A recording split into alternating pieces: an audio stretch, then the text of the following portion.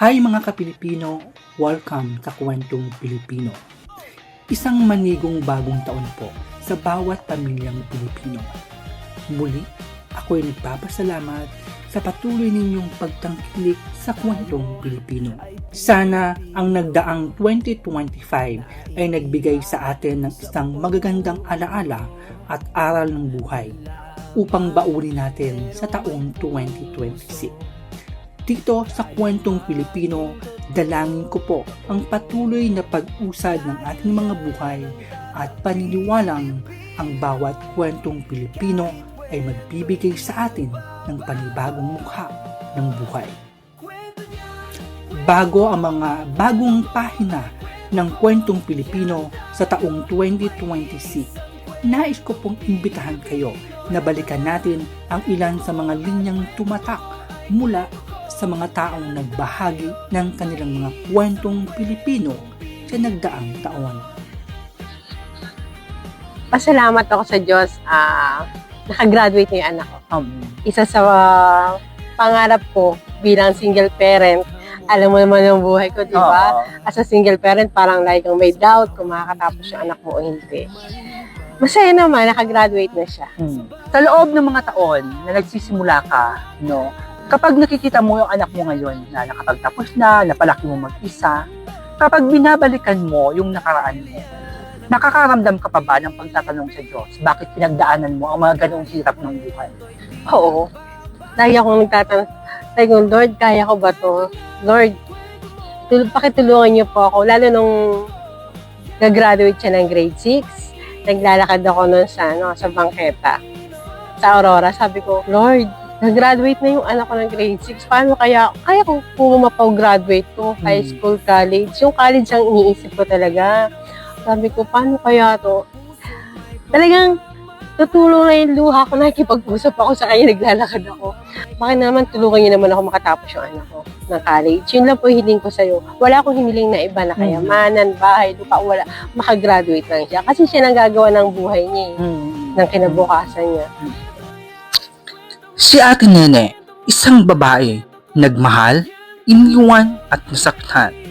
Ngunit sa kabila ng kanyang kabiguan, ay inilaban niya ang kanyang buhay alang-alang sa kapakanan ng kanyang anak.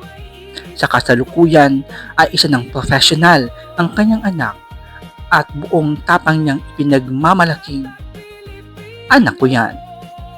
Mula sa Kwentong Pilipino, maraming salamat sa iyong kwentong natatanging salamin ng isang pagmamahal ng isang ina.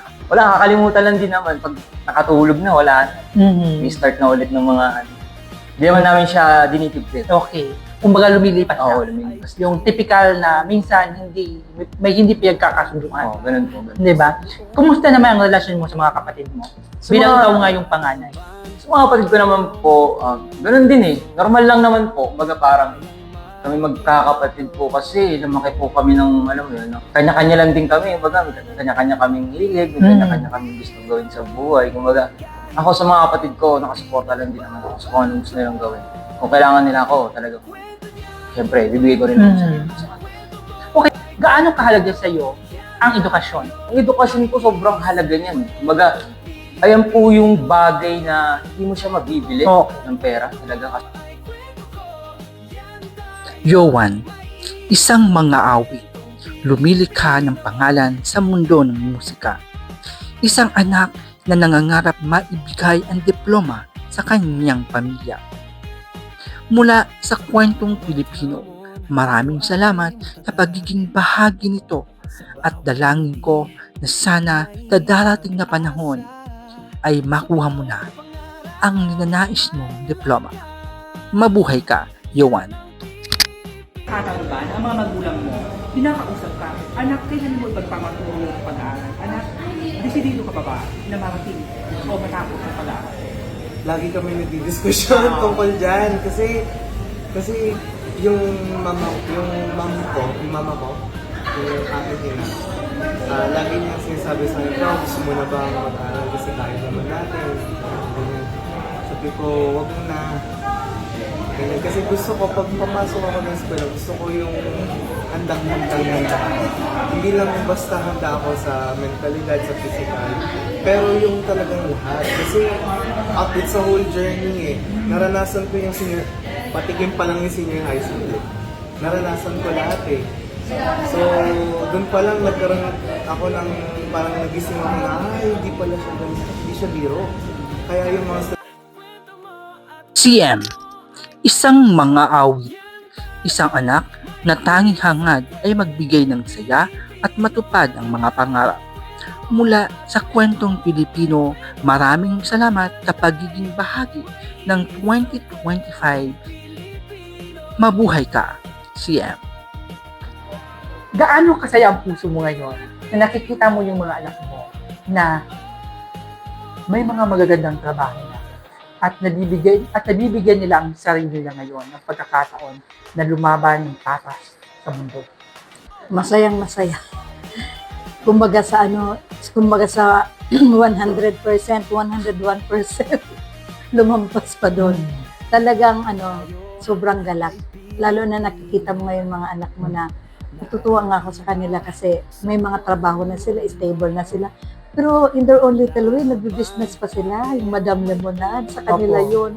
Ang production, tulong-tulong sila magkakapatid. Kaya talaga nakakatuwa na nakikita mo yung mga anak mo na talagang nagkakaisa at mayroon silang mga goals sa buhay na they do not just settle to be an ordinary employee, but they have other plans. Ma'am Gina, isang ina, babae, at profesor. Ang kanyang pangarap ay mag-iwan ng legasiya na nagpapakita kung gaano kahalaga ang edukasyon, anuman ang ating katayuan sa buhay. Mula sa Kwentong Pilipino, maraming salamat Ma'am Gina sa pagiging bahagi ng mga kwentong Pilipino. Sana patuloy po kayong magbigay inspirasyon sa mga makabagong kabataan.